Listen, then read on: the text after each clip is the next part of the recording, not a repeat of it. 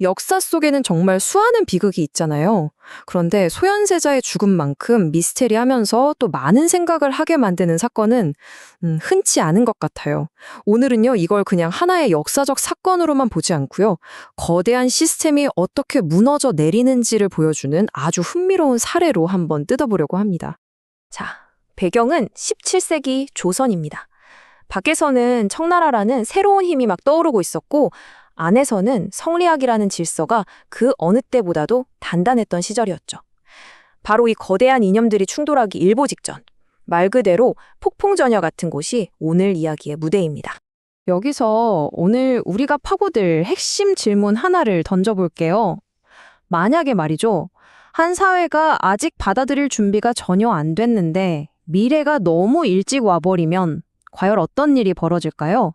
이 질문에 대한 조선의 대답은 정말 끔찍했습니다. 조선 왕조실록에 적힌 이 구절, 소현세자의 죽음이 얼마나 참혹했는지를 정말 생생하게 보여주죠. 바로 이 충격적인 기록에서부터 우리의 분석을 시작해 보겠습니다.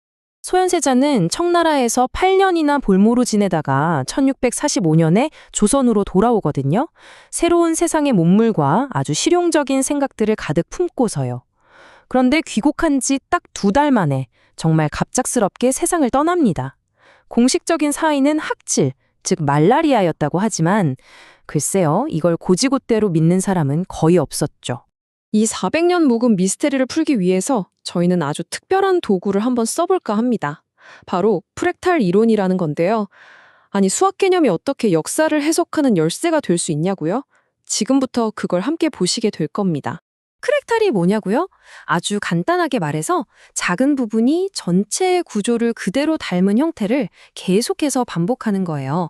자연에서 볼 수 있는 눈송이나 나뭇가지를 떠올리시면 딱 맞습니다. 이 프랙탈의 핵심 원리가 바로 자기 유사성입니다. 가장 작은 조각을 아무리 확대해도 전체 패턴이 계속 나타나는 거죠. 이 원리 꼭 기억해 주세요. 우린 바로 이걸로 소년세자의 죽음을 들여다볼 거거든요. 프랙탈 이론이라는 렌즈를 딱 끼고 보잖아요? 그럼 소현세자의 죽음은 더 이상 한 개인의 비극이 아니게 됩니다. 이건 변화를 거부하는 거대한 시스템이 자기랑 다른 새로운 정보를 어떻게 배척하고 파괴해버리는지를 보여주는, 뭐랄까, 거의 완벽한 모델 같은 게 되는 거죠. 이제부터 소현세자의 죽음이라는 사건을 3개의 다른 층으로 나누어서 분석해 볼 텐데요. 정말 놀라운 건 이 3개의 층 모두에서 똑같은 거부의 패턴이 반복된다는 걸 발견하게 될 거라는 점입니다.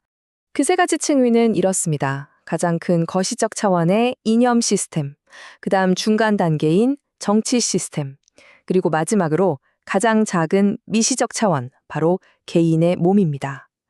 가장 큰 그림부터 가장 작은 부분까지 차례대로 한번 살펴보죠. 먼저 가장 큰 규모, 거시적 차원부터 보겠습니다. 바로 붕괴 직전이었던 조선의 세계관인데요. 당시 조선의 이념 체계는 외부의 변화를 철저히 거부하는 아주 완고한 성벽 같았다고 보시면 돼요. 이 슬라이드에서 정말 흥미로운 건 이 두 세계관의 극명한 대립이에요. 왼쪽은 조선 지배층의 코드, 그러니까 시스템의 기본값 같은 거죠. 명나라는 부모의 나라고 청나라는 오랑캐다. 이 흑백 논리를 끊임없이 복제하면서 유지되는 시스템이었어요. 반면에 오른쪽은 소현세자가 가져온 새로운 데이터입니다. 서구 과학, 천주교, 청나라와의 실용적인 외교, 이런 것들은 기존 시스템에서는 도저히 받아들일 수 없는 바이러스 같은 이질적인 정보였던 겁니다. 자, 이제 한 단계 안으로 더 들어가 보죠.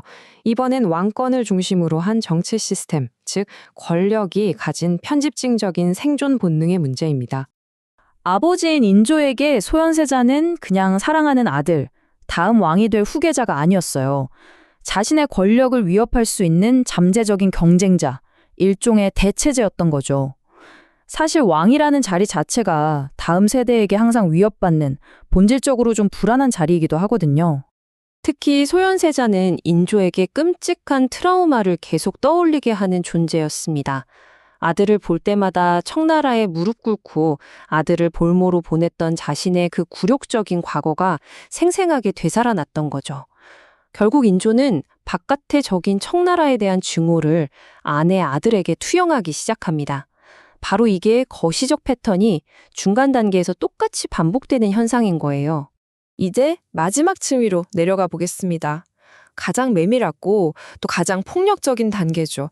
바로 소현세자의 몸에 직접 가해진 물리적 폭력입니다. 실록에 기록된 그 검게 변한 시신은요, 시스템 전체의 독성이 한 개인의 몸에 전부 응축된 결과물이라고 볼 수 있습니다. 전설에 따르면 독살에 사용된 도구가 침이었다고 하잖아요.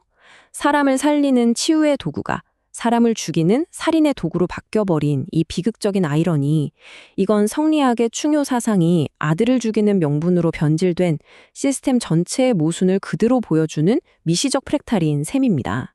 소현세자의 비극에서 발견된 이 프랙탈 패턴, 그러니까 폐쇄적인 시스템이 새로운 정보를 폭력적으로 제거하는 이 패턴은요, 조선시대에만 있었던 특별한 일이 아닙니다. 놀랍게도 이 패턴은 인류 역사 전체에서 계속해서 반복적으로 나타나요. 이 표를 한번 보시겠어요?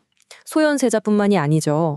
우주는 무한하다고 주장했다가 화형당한 조르다노 브루노, 지구가 돈다는 증거를 제시했다가 종교 재판을 받고 평생 집에서만 지내야 했던 갈릴레오 갈릴레이. 이 사람들 모두 각자의 시대에 새로운 정보를 가져왔다는 이유만으로 기존 시스템으로부터 폭력적으로 배제됐습니다. 형태는 조금씩 다르지만 그 본질적인 패턴은 정확히 똑같죠.